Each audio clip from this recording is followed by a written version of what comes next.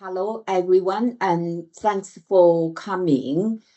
This is the last one of this semester, and very often people are very, very busy at the end of the semester, and particularly before the Christmas break. But fortunately, I think the topic is very good today. And later on, the presenter, I will introduce the presenter, but the topic is very good in the sense that it is a currently debated topic related to sustainability, and also is a kind of greenwashing is something related on bank loans, syndicated loans here. So we heard a lot of stories. And you will hear from Jaideep that this is, although after reading the abstract, I'm not sure whether this is from the borrower's point of view or from the lender's point of view. I guess it is more likely from the lenders, from banks. So in any case, that's a hot topic, and I'm very curious about that. And Jaideep, you have quite a few co-authors. I understand that they are not around, so we will rely on you for the questions, the issues that we may have. And we all know, most of us probably know Jaideep. Jaideep is a reader in finance at the School of Finance and Management at SOAS University of London, my colleague, actually. And he is one of our CGF thought leaders. We worked closely, have been working closely together. And Jaideep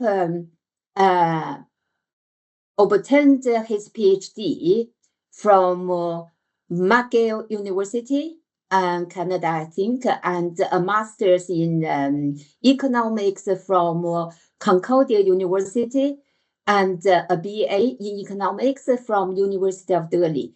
So Jaideep actually has done quite a lot of research, different topics, but I think if you ask him what is his specialty, is risk management.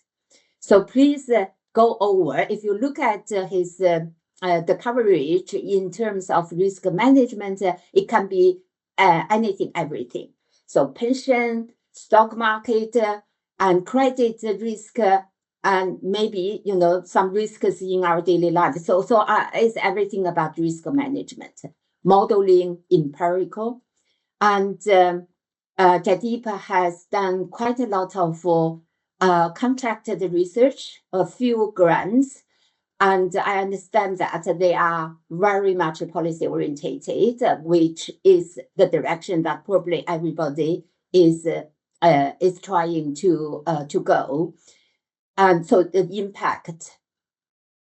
You from the introduction, we did not see Jaideep's publication, but I know that Jaideep has published well, and in good journals. For example, recently, Journal of Corporate Finance and Journal of Banking and Finance and Economic Letters. So those things that can give you an overall about Jaideep as an academic. And Jaideep, without further ado, we want to know what the paper is about. And I understand that you are not, you do not mind if there are some questions in between your presentation. So it's all about the conversation, the discussion, and let's see how things are going. And the floor is yours, Jaideep. Thank you for your time. I know you are taking research leave, but still, very important contribution to at the end of this semester. Thank you. It's yours, Jaideep. Thank you so much, Hong. So thank you everyone for coming, for making it, as Hong mentioned, in the last week of term, and looking forward to the conversation. As Hong suggested, you're most welcome to interrupt me at any point. Unfortunately, I will not be able to see who's trying to speak, so please feel free to just like unmute yourself and say what it is you want to say, so that I can respond, because I won't be able to really tell. Now all I can see is my slides. Uh, so uh, so just a very quick introduction. So my colleagues, as Hong mentioned, there's a few co-authors here. Gamze is at Istanbul Bilgi University. She's an associate professor there. Bilgi, I think, is the correct way to say it. Uh, uh, Victor is just just graduated PhD student from LAPE, which is the Laboratoire d'Analyse de Prospective Economic in Limoges. They're basically a very well established, well known center for banking research in France. And Amine, his supervisor, is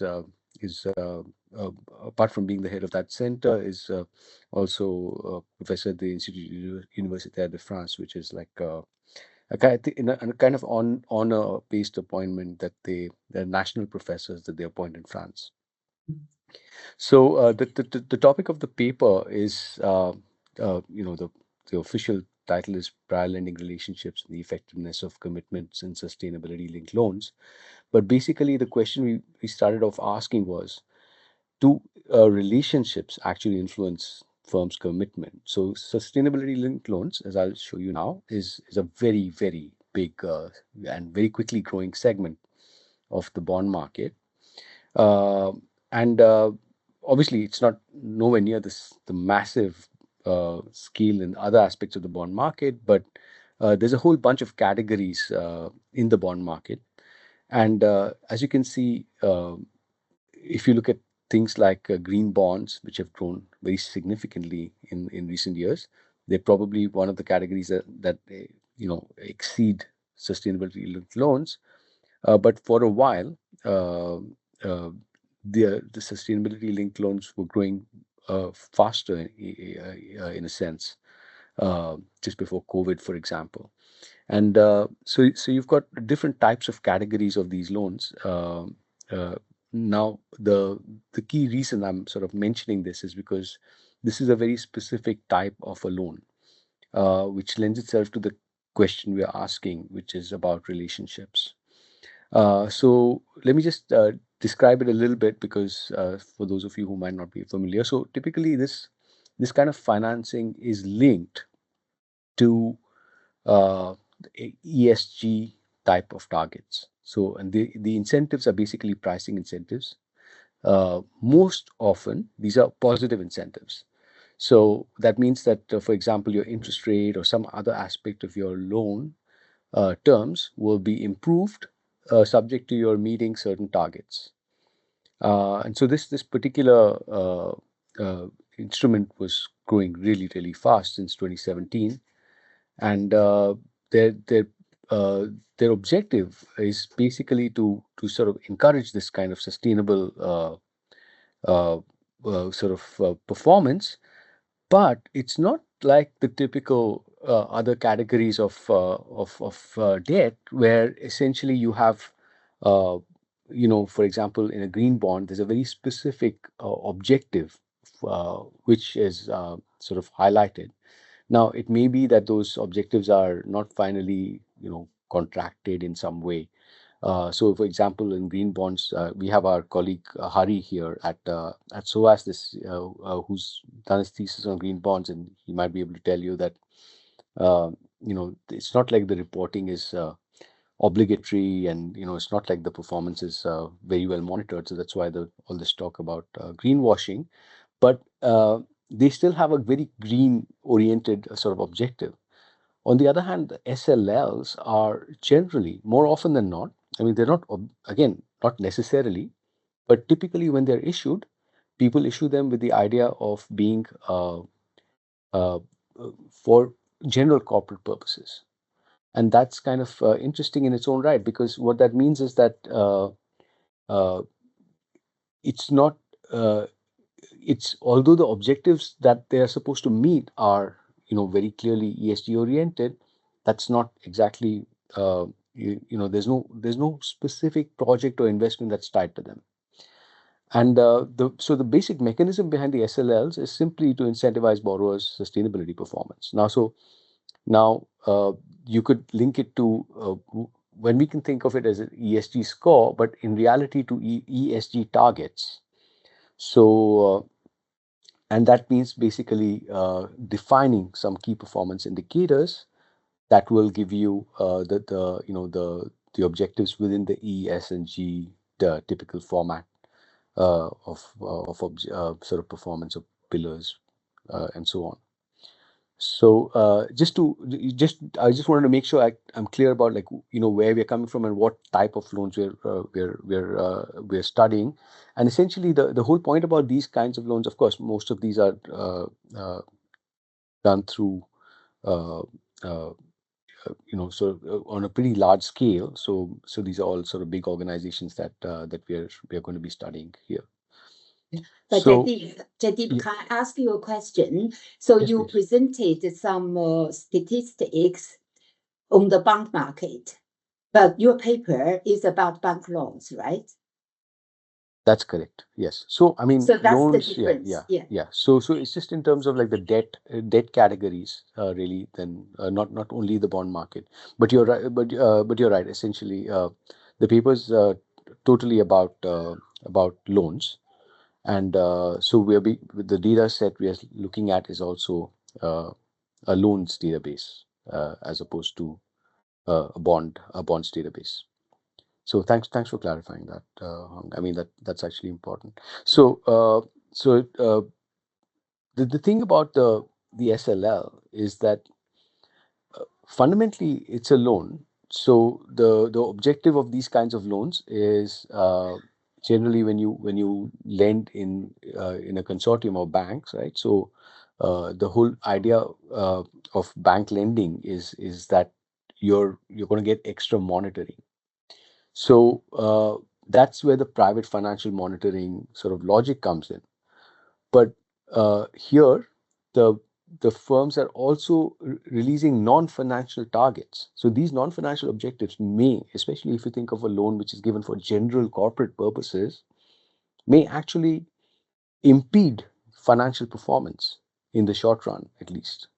So it's not really clear always what it is that the banks gain from immediately from sort of lending these loans in this format, because if you think about financial monitoring, you just want to make sure that the interest and principal are paid back and covenants are not broken. But here the covenants are not covenants but rather non-financial objectives, which have to be sort of negotiated as well, and they enter the terms of the loan as key performance indicators. So theoretically, the key performance indicators, of course, like the other financial objectives are private. That's the other thing. But as the KPIs are public. So the bank's reputation now is linked to the performance on those KPIs, which are sort of known across the board, whereas many of the private elements of the loan are not known. So you have this kind of idea that these KPIs are meant to resolve some kind of asymmetric information then uh, for the public, not just from the lender versus borrower perspective. They're supposed to reduce moral hazard, just like in any sort of loan of this nature, where you have multiple banks lending. Uh, and then you have so basically here the lead arranger's role becomes very critical, and that's very well established in the banking literature. And so then you also have essentially the third thing which is important for the KPIs, of course, is that they have to be somehow measurable, because if the targets have to be met in order to achieve an interest rate adjustment, then you have to know exactly how those targets are measured. Uh, so that's basically the sort of the structure behind these SLLs. And so there's a lot of people who've been interested in SLL lending in general. Is it effective in the first place for the objective that it's set out to be, which is sustainability improvement? And so a bunch of people are talking about uh, uh, basically that there's very little, not only is there very little evidence that SLLs lead to improved sustainability performance overall. There's an exception, which is, for example, the last paper here, Dursundanif, Ongena, and Zonkova. They find that there is actually some sustainability improvement, whereas others suggest that there's greenwashing taking place. Now, I'm using greenwashing in a loose sense because this is not green; it's sustainable washing, if you want to call it that. But the idea is the same. And then the question becomes, are these key KPIs effective after all? So some people have tried to study different aspects of these questions. What we know is that there is a debate, as Hong already mentioned, about whether these loans are actually effective or not. There's evidence on both sides of the argument. And so we want to know, are these KPIs effective or not? So that's one of the things that we want to find out. And where we come from, like in terms of placing this in the literature, we start from the relationship lending perspective. So we know very well there's pretty established understanding of the fact that the banks have an information advantage in a loan, and that's why loans have a specific aspect in terms of reducing asymmetric information, enhancing trust, and generally, what we know about relationship lending in particular is that it has the additional benefit of facilitating smoother bank lending in general. So loan approvals become better, loan performance becomes better, lower failures result from this kind of uh, sort of relationship structure. So there's evidence that prior relationships effectively can substitute for very well-defined covenants. So it's a very powerful sort of evidence actually in favor of relationship lending out there. The both theory and empirical sort of papers have sort of tried to argue this, and there's plenty of evidence supporting it. And the basic sort of the additional sort of lever, let's say, level of sort of performance in terms of relationships comes in terms of crisis-related settings. So, in crisis-related settings, this becomes even more important that you have a relationship, because this kind of at that time both borrowers and lenders can benefit from the sort of the sharing of soft information. And so that's basically the idea behind the relationship lending literature. And so we want to know whether relationships have anything to do really with the performance of sustainability linked loans.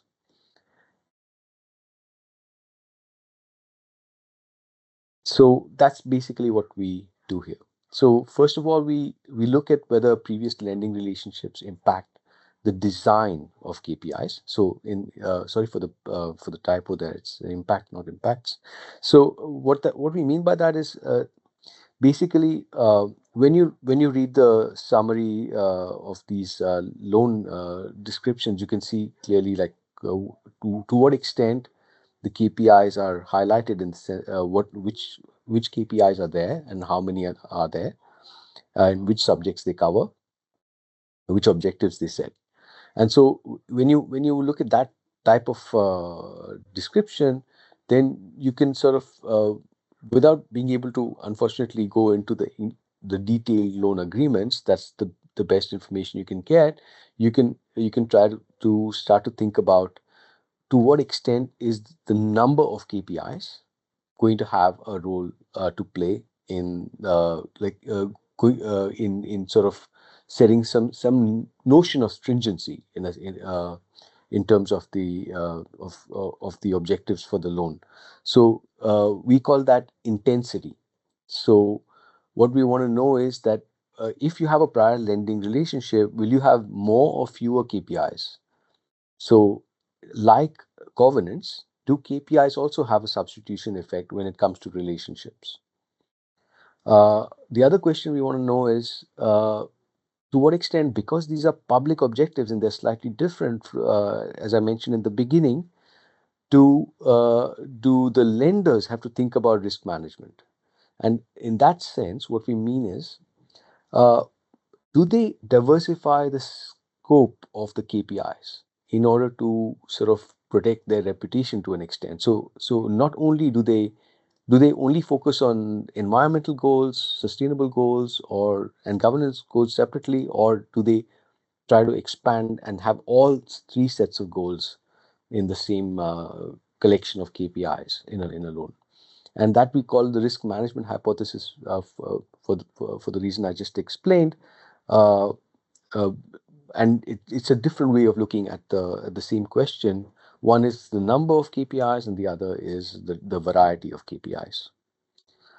And so, and variety, we counted really, really simply, and I'll explain later. It's just 1, 2, or 3, right? E, S, or G. E, or ENS, and ENG, and so on. And so then what else we look at is using this information by counting this this data in this way or coding it up, what happens afterwards. So do the borrower's commitments actually get reflected in these KPI designs, and to what extent does lending relationship interact with that question? So is there an ex post ESG score improvement? And if there is an ESG score improvement, is it in E, S, or G, or in all three? So that's what we want to know, really. So this is where the borrower commitments come in, and it's important to sort of think about this from the point of view of, especially when we think about relationship lending. Uh, Pretty quickly, you should, like, if you take a loan like this, you should have, and you have the incentives at stake in terms of interest rate improvements and so on. You should be able to see that this is something that's already in motion in the organization. So whatever it is that they're setting in their KPIs, they should be able to achieve rather quickly. So you should be able to see an impact right away once they've taken the loan. So Jaideep, yeah, can I ask you a question please. at this Yeah. stage? Yes, KPIs, we know KPIs, but those KPIs are associated with loans. But what are they? So, what are the indicators of those KPIs? So, for example, what are the KPIs? Okay, So I'll maybe give you you an can yeah. tell us a little bit. And before you answer this question, I saw a hand. Yana, you have a question to Jaideep? Hold on. Yeah, thank you very much, Hong. I was going to almost ask the same question. What is KPI? What you mean KPI? Is it I think you have to define the bank loan.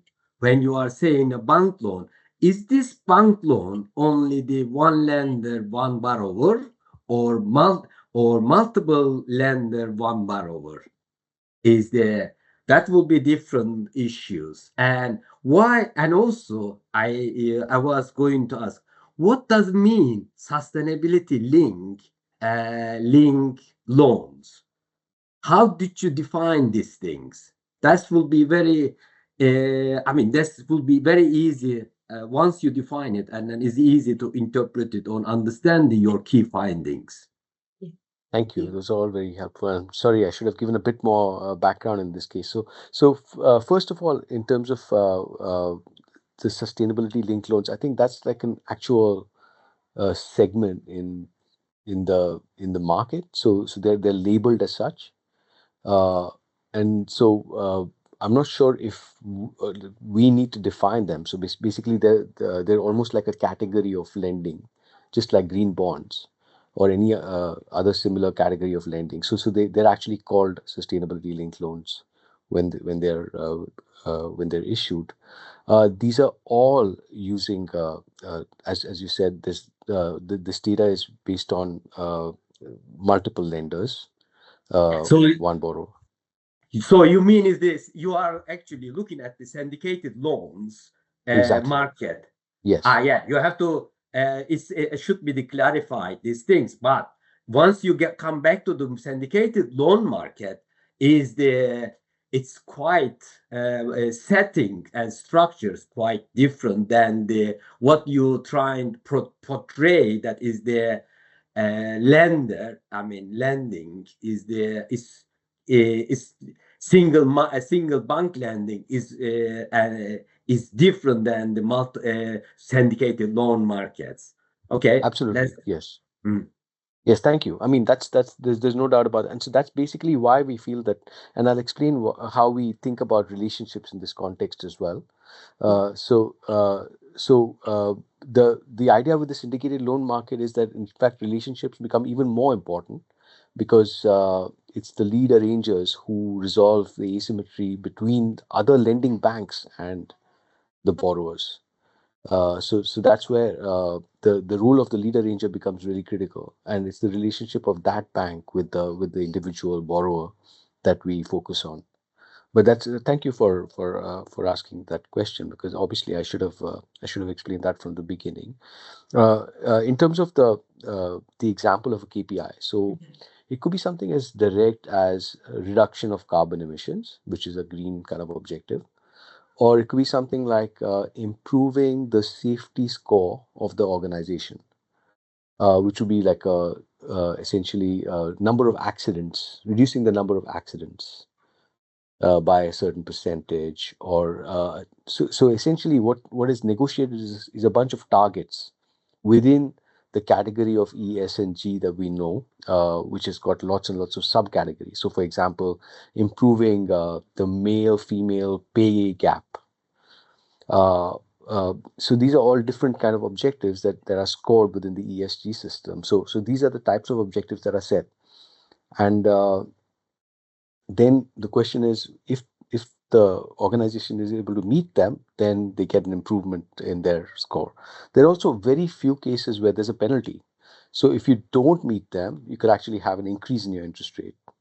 But that's very rare. It's more often the positive incentive that's given out. So when you think about these KPIs, they're called KPIs simply because of the fact that uh, they are just like in any other performance system. They're specifically measured, and then there's a sort of incentive attached to them. I don't know if I did. I think I may have missed one of Vinay's questions. I'm sorry if that's the case. Could you Is please? Is there okay? Now we are. I'm getting to what you are doing. I give you imagining what you are doing. But when you defining the relationship, prior relationship, how did you define this prior relationship? Is it you are talking about, we are talking in here is on the syndicated loan market is the multiple lender, multiple arranger, and Yes. also not only arranger or participant banks. So what is your definition, prior relation? How do you define that one? Who is going to be? Maybe one banks or two banks, three banks? How did you define this prior relationship between the lenders and borrower? Yeah, thank you. So I'll explain that more in the data when I get to it. But basically, it's not just the lead arranger here that's relevant, but because of the nature of the loan, there's a specific category of lead arranger called a sustainable agent, and that's the bank that we treat as the one But is that's the there reference point. But is when we're looking at the all the deal arranged, deal arranged by the all the terms condition by the lead arranger, nothing related to sustainable. Those are the very I'm not sure how important on the contract, the syndicated loan contract. Yeah, so the sustainable agent is one of the lead arrangers usually. So it's not just any other bank. It's not like a separate organization. It's the actual lead arranger. Usually is also the sustainable agent.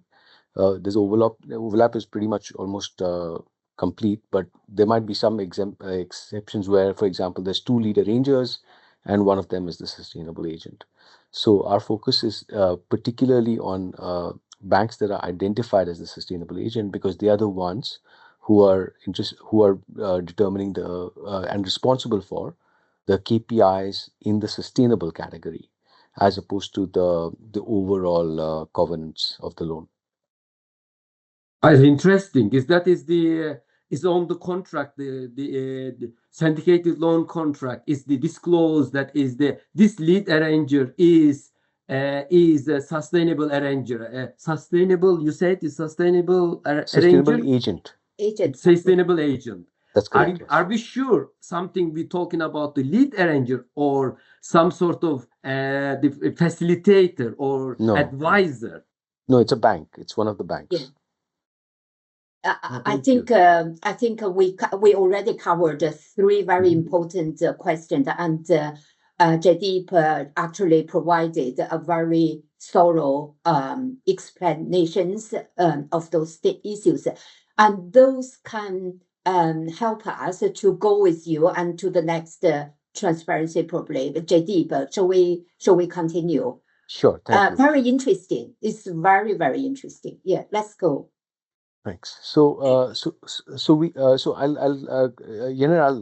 give you more details as we go along. So, but thank you. Please ask me again. Sure. So we find that basically the sort of the bigger picture question is the what's this prior relationship got to do with the KPI intensity? And we find that it's actually consistent with the relationship banking theory that there's a kind of a substitution effect. So the more the stronger the relationship with the existence of a relationship, depending on how we measure relationships, and I'll come to that when I get to the data, the more likely it is that there will be fewer KPIs in the sustainability loan linked loan contract, which are in the sustainability category.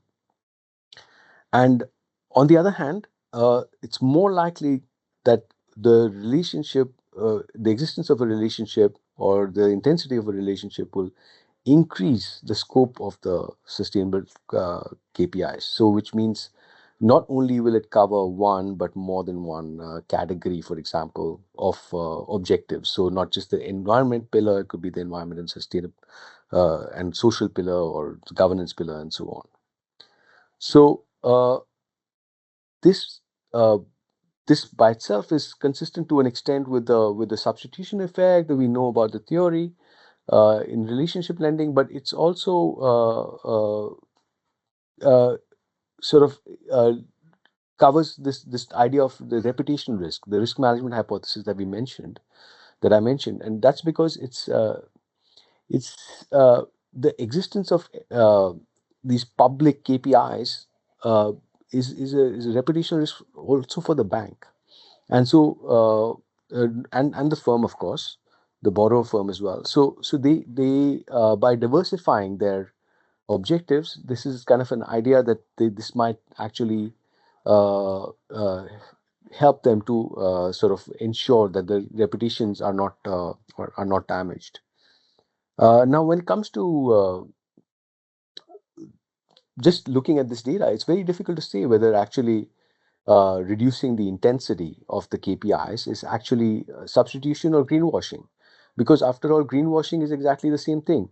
I'm going to give you lighter conditions, fewer conditions, but I'll give you a green loan because that looks good and it leads to better terms and conditions. So to an extent, especially in the case of like when you have multiple lenders in a syndicate, the whole idea of the relationship of the lead arranger becomes whether they are resolving some kind of asymmetric information.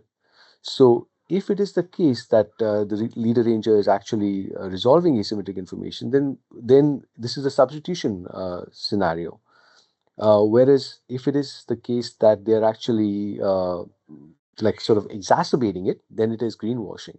So we have to sort of try and understand what's going on there, and to understand that we look at the outcomes post ESG, post loan, in terms of the borrower's ESG scores. And what we find is that the existence of a prior relationship actually mitigates the negative KPI intensity effect. What I mean by that is that the KPIs, and this is kind of interesting because it comes back to the old literature that I was mentioning, where there's a debate. The number of KPIs is actually negatively related with post ESG performance, ex post ESG performance. So in other words, the more KPIs that you have, the less likely it is that you're going to be improving your ESG. So that sounds like the kind of greenwashing problem. But when there's a prior relationship, in fact, this effect is mitigated. So in other words, each KPI becomes more effective once a prior relationship is present. So as KPI intensity increases, ESG performance increases when a relationship exists, whereas the opposite happens when there's no relationship. So that's kind of the key results. But like once I go into more detail, hopefully I'll be able to give you like a little bit more detail about sort of so not only firstly the questions, but also where we are coming to these conclusions from and how we can take them away really. So the key point is just to finally repeat again, like what happens when there's a lending relationship? Do they actually increase or decrease the effect of KPIs, the number of targets and the scope of KPIs? And to what extent does the existence of a prior lending relationship improve or make worse the ex post ESG score of the borrower? So we start with sort of like a kind of a relationship lending extension, let's say, to the non-financial objectives, like moving away from covenants and thinking about KPIs for the sustainable loan. But at the same time, we want to know whether these loans are effective and whether they're actually intended for the purpose of sustainability improvement, and to what extent the relationships have something to say about that. So that's basically where we are trying to sort of contribute. First of all, we want to know, whether the design of KPIs, whether more KPIs or fewer KPIs or any such thing is relevant. It's like it's effective really. And there are recent papers which suggest that more KPIs are actually negatively correlated with ESG performance. So it's an important question to begin with. But then we also want to think about whether the sustainable finance, sort of the fundamental contract design itself, whether it has whether there's a proper effectiveness in that. So, for example, these papers that I've listed here, they look at different aspects of the contract design, and they come up with conclusions such as when there are more KPIs, the language, for example, used is much more obscure or obtuse, and so they're actually not effective in that sense. So but they're just assessing the language, not the outcomes, to a great extent. But there are also others which talk about the fact that that these KPIs are totally ineffective. So those are the two kinds of results that exist out there. So those results are of course different from the question of whether sustainable linked loans in general improve sustainability, because there's opposite results on that. That there are actually ESG improvements once people take SLLs. So to our basic question is, what does the relationship do here? And so mainly that's where we kind of focus. The other suggestions for the contributions to the literature are relatively sort of more refined versions of my argument. So I'll move on to the next section, which is hopefully of interest. So what is the data that we use?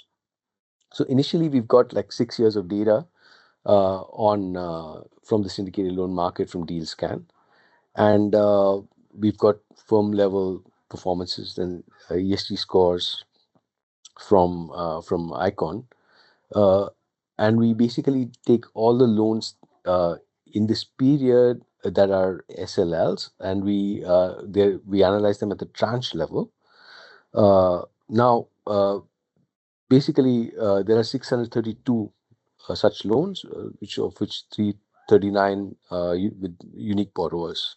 So it's not a very, very big sample, as you can imagine, but it's also important to note that there's a lot of like hand coding going on here, right? So this is hand collected data in the sense that we have to actually sort of read and to be fair, Victor's the one who's done that. It was his PhD thesis. He had to read like the sections, the summary statements, and so on, extract the number of KPIs, extract their scope, make sure that you count whether all three pillars are covered or one or two pillars are covered. And so there's a little bit of hand coding taking place here. And then the relationships are similarly checked sort of against the same deal scan database, basically. But the question is simply whether there was a relationship in place at all. That's simply whether the sustainable agent is the bank, as I mentioned, that is the lead, that is the responsible for the SLL performance of the loan, has in the past lent to the bank, and then uh, uh, the second sort of measure of a relationship is, of course, how long this relationship has lasted. We look back several years, I think 5 years, to check that. And then we look at the intensity as well, in terms of like this sustainable agents loans to the relative sort of importance of these loans to the borrower by looking at the total loans of the borrower. So these are the three ways in which we look at relationships. So hopefully this is kind of answering some of Yane's questions in terms of how we measure the different aspects of the data. In terms of sustainable agents, I'm sure I'll be able to sort of double check with Victor and send you like the field in the database that captures this information. And Jaideep, I have a question on your sample. So so I can imagine there are much more syndicated sustainability related loans. You only have 600 something. How did you select this sample? So these There are should be all the syndicated. many. Yeah. So the SLL. So in the syndicated loan database, these are all the sustainability linked loans. So we haven't excluded any Okay. in our sample. Okay. So they're not that many, Okay. basically. So but there are of course lots and lots of loans in the syndicated loan market. So we make use of that information for later on for making sure that our results are robust. But in terms of the SLLs, we've taken all of them. Okay, great. Yeah, Only we might have dropped. So where do we drop them? We drop them when, for example, we don't have data on the firms, the borrower firms. So basically, only when there are data issues, we drop those particular cases. But otherwise, we keep all of them. So there's no exclusion criteria except data. Great. Yeah, thank you. Yeah. So the strategy is really simple. You just have like first of all, you want to know whether the KPI intensity or scope, which is on the left hand side of the equation, is affected by the existence of a relationship. There's got different types of relationship measures that we look at, and a whole bunch of controls, which are the typical firm level controls. So we just refer to the standard literature for that, what the controls are. And we also have tranche level controls, which are important for syndicated loans. And then we include country and year fixed effects in addition to that. So this is the basic sort of strategy for checking the first question, which is how do the how do the relationships affect the design of the KPIs? And the second question is like, what is the change in the ESG after the introduction of this sustainability-linked loan? And that's just again a similar sort of regression where the key point here then becomes the different measures of KPIs and the existence of a relationship and their interaction. What is their role to play in this regression? So those are the variables we're looking for. So I think this might be a good point to stop after I've shown you this basic description to check whether everything is clear about how we got the data. So what we have is a good mix of loans with and without prior relationships. So you can see that the about 40%, 38.5% of the loans had a prior relationship, whereas the 61% didn't. Oh, I'm sorry. And when we look at the type of loans, so there's there's a good mix of the different types, like both revolvers and term loans, and there's also other loans. So it's like a pretty representative, typical syndicated loan data set. Of course, smaller because of the condition that it's on sustainability. And if you look at the regional distribution of these loans, you can see that Western Europe is the dominant sort of source of these or location of these borrowers, with over half the loans going to Western Europe. And then they're kind of spread out across Asia Pacific, the US and Canada, and then some other small groupings as well. If you think of the size of the markets, there's 12 borrowers in Africa, there's 12 borrowers in Eastern Europe or Russia, and there's 7 in Latin America. So it's not like it's completely inexistent around the world. It's just the Europe is the biggest location. So this might be a good point for me to stop to see if everyone is clear about the data questions that came up earlier. Just to be sure that I'm still on the. We're all still following along. Yeah. So is that good? Okay. All right. So please do interrupt me still if something comes to mind. So the first thing we look at, of course, we can just do simple, t-tests and so on, and you look at whether the number of KPIs is higher or lower, and you can see that the prior existence of prior relationship has on average a reduction in KPIs, statistically significant. When it comes to the scope, there's on a simple sort of 2 sample test, you don't see the difference at all in the data. So what do we do? So here's like the main results of the regressions. Let me just sort of go over them really quickly. So you've seen that there are 3 relationship measures. Relationship prior, that's like the dummy, that's like the key one that we are interested in. But we also look at duration and intensity. They all have the same consistent sort of impact. So that's kind of reassuring. So this first question is simply that do prior relationships substitute for KPIs? And the answer is yes. So you see that basically after controlling for a whole bunch of other fixed effects, by the way, like tranche level fixed effects and so on, you see that in general, the existence of a relationship reduces the number of KPIs. Now, is this because of some kind of a good understanding of the company?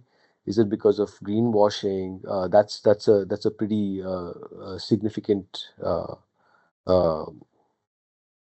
sort of question to be answered. So we obviously don't know the answer to that. What we know is that this would be similar to a covenant situation. when it comes to relationship lending. So going on to the next slide, if I look at the scope on the other hand, by the way, Hong, I promised you keeping track of the time, but I left my phone in the other room, so I hope I'm still good with the. Sorry, Jaideep, we are very. I think we are doing very well in terms of the time. Please, I think we have time. Just Okay. go with your flow. Yeah. Excellent. Okay. So coming back to this this question on the scope, the risk management hypothesis. So what we want to know is does the existence of a relationship mean that there's more varied categories of KPIs? And again, we find that this is the case. So far, it's not.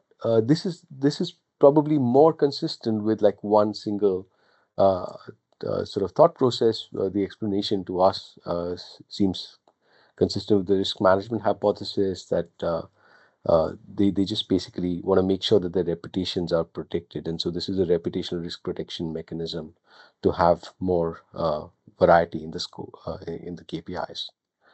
Now, when we come to the question, so just to recap, we've now seen that if you go by the theory, the KPIs like seem to behave as you would expect.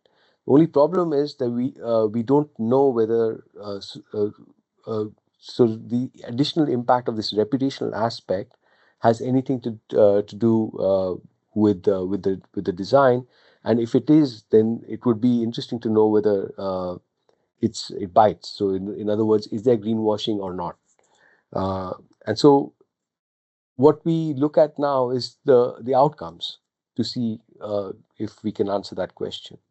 And when you look at the change in the ESG after the issuance of the loan, you see that in general the score actually falls.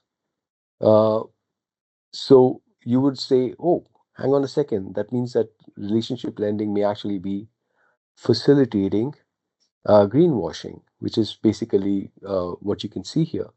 So in the year following the issuance of the loan, the existence of a relationship indicates a reduction in the ex post ESG score of the banks. So on the so we are looking at kind of like different dimensions. So here, so we've kind of on the broader level, we can now see that actually the greenwashing hypothesis might actually be supported by the existence by the fact that the ESG score performance has actually fallen. But we have not got to the contract design part of the question. And so when we think about the contract design part, we want to look at the interaction between the contract design features, which are the KPI intensity and scope, and the existence of a relationship. And so that's what here, this is what we do here, because now we include the KPIs in the regression. So before, notice that we didn't focus on the KPIs, we were thinking only about the relationship. Here we're thinking now about the KPIs as well. And here we can see now that the intensity of the KPIs, as people have found already, the more the KPIs, the less effective they are. In a sense, in fact, they are worse. They lead to a reduction in performance. And so this is consistent with this paper by Osei et al., which basically says that these KPIs are ineffective. The more the KPIs, the lower the effectiveness score of them, based on the text analysis of these KPIs. On the other hand, when you look at and as we know, the relationship is also having a negative effect. But when you look at the interaction, that's where the interesting thing happens, is that the prior relationship actually mitigates and reverses the effect of the KPIs in most cases on the ESG performance. So that's where like is a very interesting insight for us, which is basically saying that when a prior relationship exists, that these KPIs might actually be working. So you have fewer KPIs, but they actually are meaningful and effective in the sense that they actually reverse the effect of this like proliferation of KPIs on the ESG outcomes. So they kind of like make the KPIs meaningful in a way. And that actually is quite sort of reasonable to think, given the fact that the relationship lending would justify that from a substitution hypothesis perspective. And so when it comes to the scope, that there's basically nothing. There's no ESG outcome improvement or worsening there's no statistical significance basically from the interaction between the relationship and the scope. The scope by itself, just like we already saw before, and the relationship has a negative effect on the ESG score. But the relationship itself does not have any impact on the sort of the effectiveness of the KPIs, the scope of the KPIs. So this again makes it even more clear that the risk management approach the sort of hypothesis might make sense, which is that essentially the KPI scope is only there for reputational risk reasons. So we've done a few other sort of tests and checks and so on. I'm not going to sort of spend too much time on the IV stuff, but we look at something that I think might be of interest in terms of the next level of the analysis. So this is the main result I've already told you, but like thinking about where it is that these sort of conditions are effective, the KPIs are actually effective, which of E, S, and G sort of are the proper, honest, like true targets. And that would also give us sort of some sense of like whether the scope is relevant or not. And so we separately look at the performance scores post-loan for E, S, and G. So the environmental pillar, the social pillar, and the governance pillar. So when you look at the environment pillar, like the results are stark and clear. You can see immediately how important the relationship is to the existence of a relationship is to the effectiveness of the KPIs. So the environmental KPIs are very, very effective when there's a relationship present. And so they're basically meaningful. And then when you look at the social pillar, this relationship becomes much, much weaker. And so is the case with the governance pillar. So this kind of, again, like having gone down to the next level, gives us the same sort of consistent interpretation in terms of the scope being there just for risk management purposes. But it's actually the environmental objectives of the firms that, although these are general purpose loans often, that the sustainability linked loans are successfully impacting on the condition that the KPIs are meaningful, which in turn is associated with the fact that there's a relationship present in the sustainability linked loans. Okay, so I hope I've not gone too fast, too slow, but please feel free to ask me questions. Just to conclude with some kind of takeaways, is the key point is that relationship lending, the importance of it extends into the sustainability linked loan area, where some of the insights and the intuition that we understand from traditional covenant logic still applies here. The KPIs choices are influenced by the existence of a relationship, and both in terms of scope and intensity.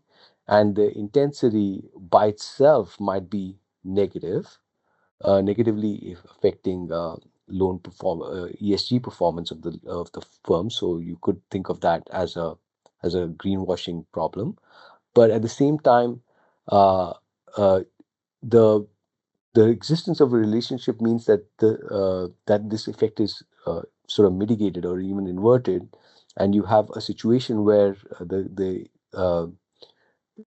KPIs become meaningful in the sense that they are actually lead to improvements, or at least reversal of the negative effect on the sort of the ESG score. So there's fewer KPIs but better KPIs essentially that you get when there's a relationship. This is kind of what we conclude.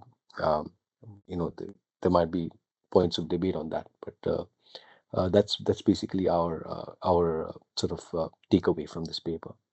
So I'll stop here now. So if you have any questions, I can answer them. Yeah. So very, very interesting paper, and you presented very well in terms of making everything clear and in a slow space, which is very good for us. I have already seen a hand here from Martin. From Matt. Yes, can you please come in, please?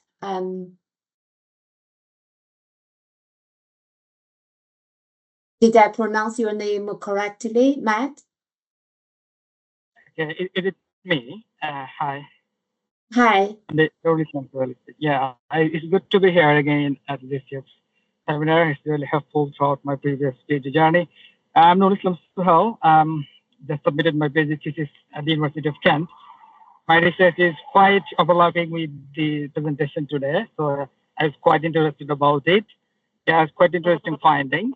So it's a bit of comments rather than questions. First bit is about, of course, I'm sure Jaideep has dealt the paper by Flemmer on sustainable corporate bond. The paper found that sustainable corporate bond improves ESG performance. But whereas we're seeing in Jaideep's presentation today, that sustainable loan, sustainability-linked loan, also one kind of sustainable debt instrument, but the finding is quite different, which is an interesting finding than bond market. So my another comment is about the relationship. So for relationship, you have observed the prior loan, whether the borrower has taken any prior loan or not, right? Am I right? That's correct, yes. So how far you have seen how, so for example, the Danisman database has covered from 1980s, but for prior relation, which time period you have gone far back? That is my first question.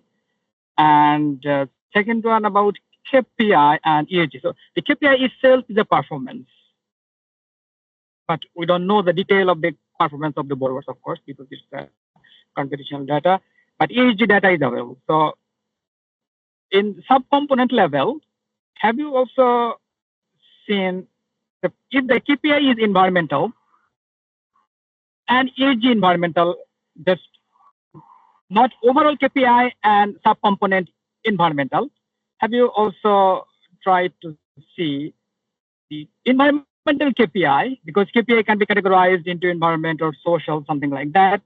So that can be also taken into consideration.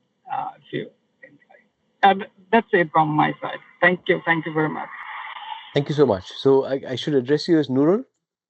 Yeah, sorry. Yeah. Okay. Yeah. Okay. So thank you so much. So if it's okay, Hong, can I just quickly respond? Yes, yeah. You can respond one by one. Yes, thanks. Please. Yeah.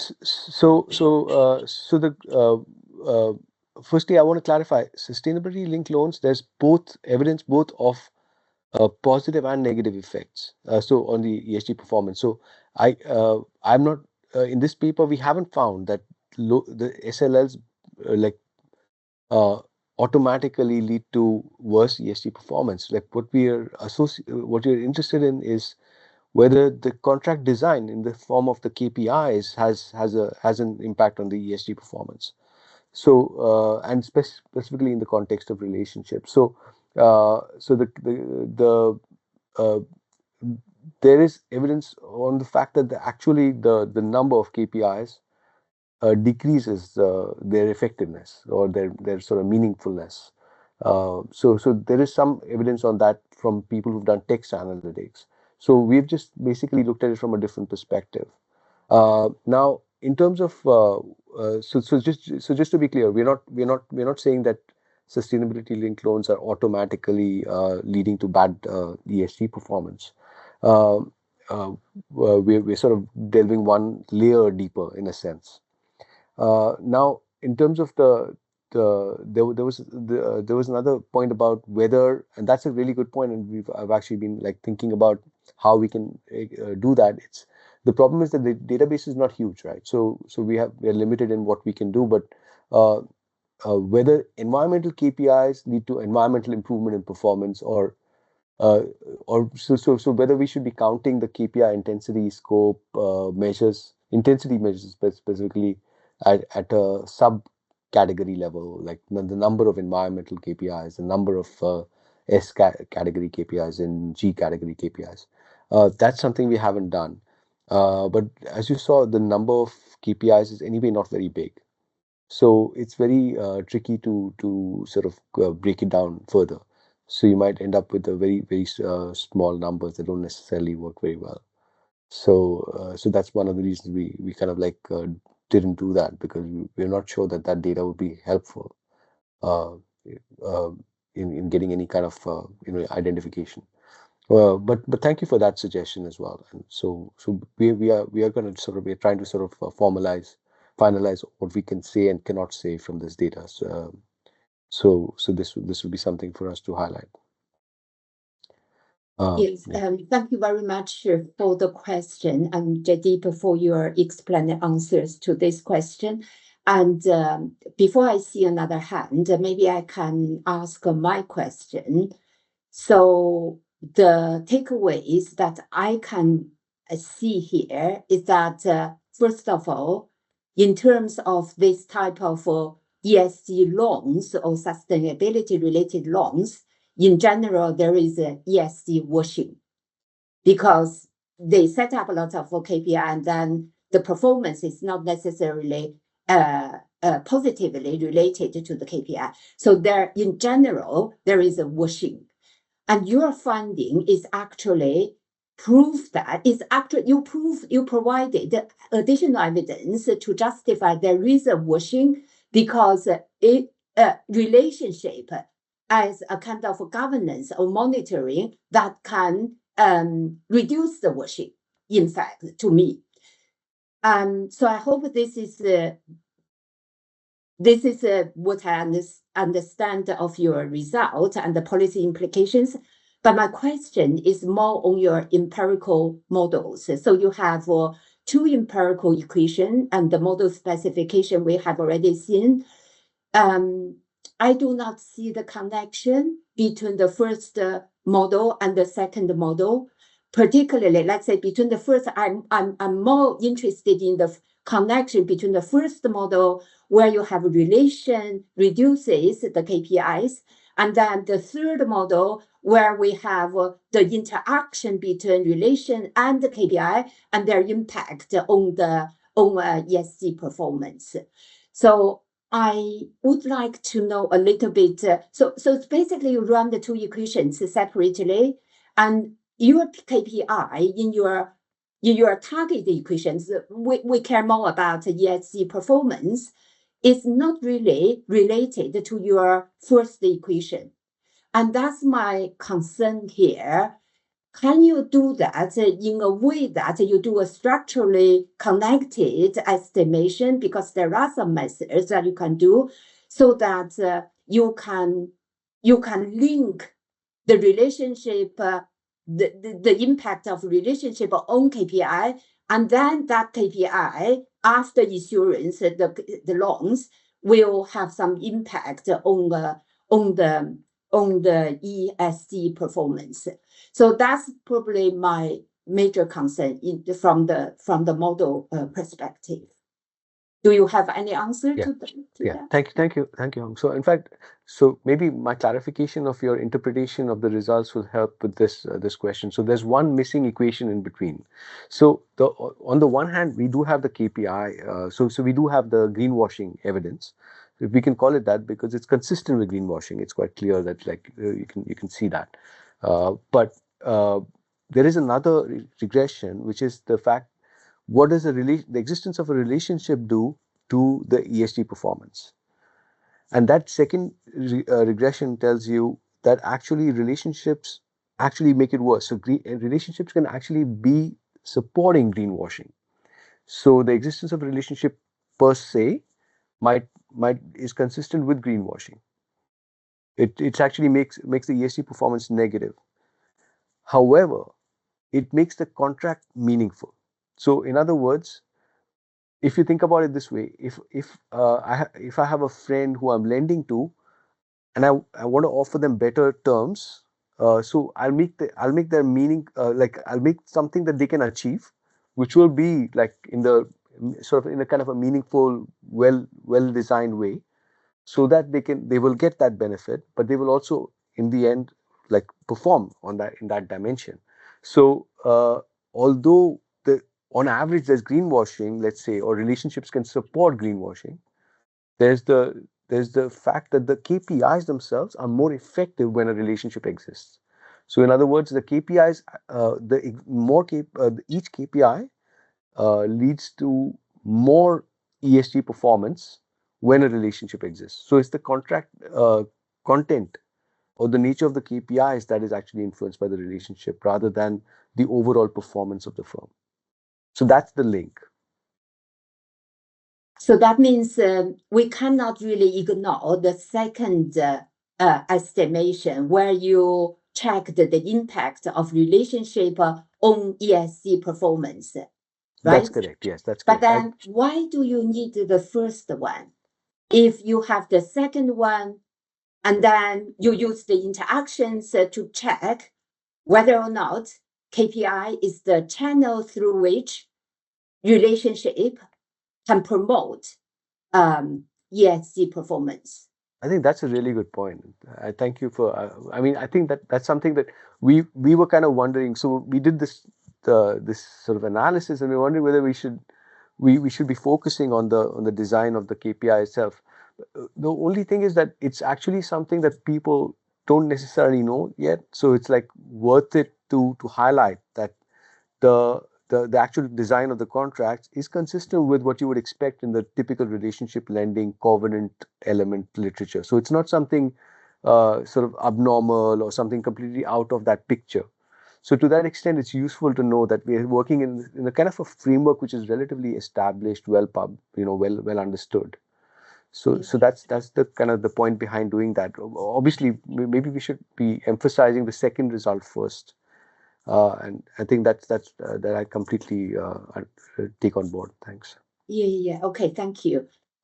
We saw another hand here. Yana, you want to come in, please? Yana? Yeah, sorry, Yeah. as trying to unmute myself. I'm expecting I'm expecting that the sample, when you are looking at the borrower condition, which is the assuming that the borrower doesn't have any other debt issuance before or say simultaneously. So solely from the syndicate, just external debt or external funding, only the syndicated loans on that point. Is that correct, or no? That's a very good point actually. So it's not the case that we exclude borrowers who have other parallel borrowing arrangements, and they may have issued more green bonds on the side. They could have done all of those things. So we don't actually take that into account. But so our argument is simply that we're more interested in the sort of the structure of the relationship that's within this loan and whether this has any kind of association. So for example, I mentioned earlier that if you think about the performance, like I mean, another valid question would be, why are you looking at only 1 year ahead? Why not 2-3 years ahead? Like what happens after 2 years in the ESG performance, or 3 years, and so on? And it comes down to the same question, really. How are you measuring what is actually having a causal effect on this ESG performance score? And I'm not saying like, so we do some IV and stuff, like, which people will do, and they'll say, okay, this is all econometrics, good stuff. But I'm not super strongly arguing that this is it. This is the core causal effect. What I'm trying to say is that all the regressions and the interpretations are sort of line up in a sort of a sensible way to suggest that there is the relationship itself shows like kind of prior knowledge of the intentions and the abilities of the borrowers, and whether they are doing other stuff in parallel, whatever it is, the outcome is that afterwards their ESG score is impacted by meaningful KPIs when a relationship exists, and otherwise not so. Now, if you say, okay, can I rule out all the other things that that could be impacting that? No, I can't. Obviously, you can have a look at the project.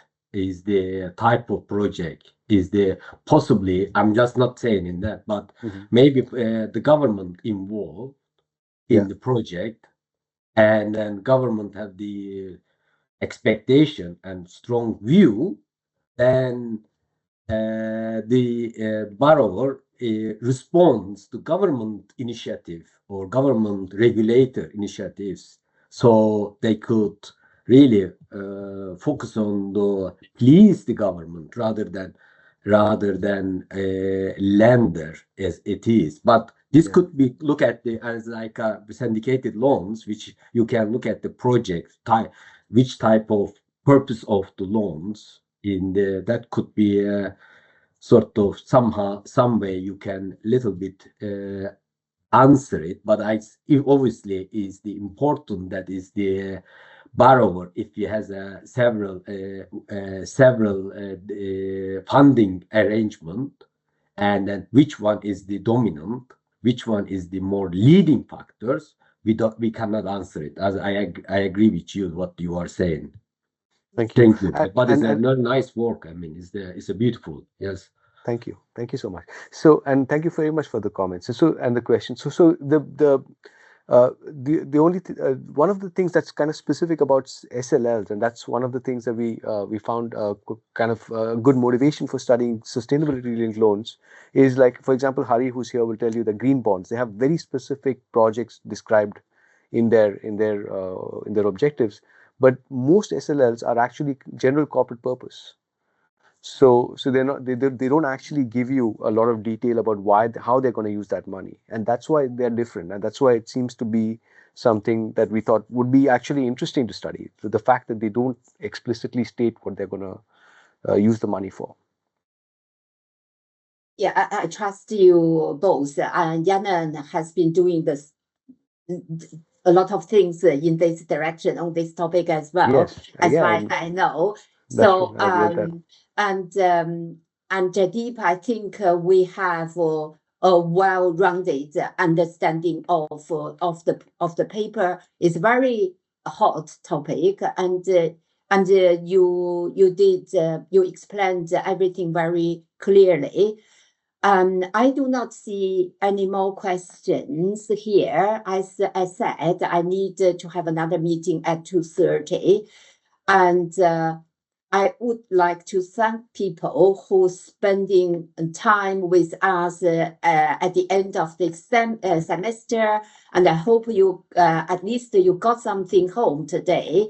And Jaideep, thank you very much. And when you are taking the research leave, you made a very important contribution to today's presentation, research seminar, and I gave you one maybe half minutes to finish on your side.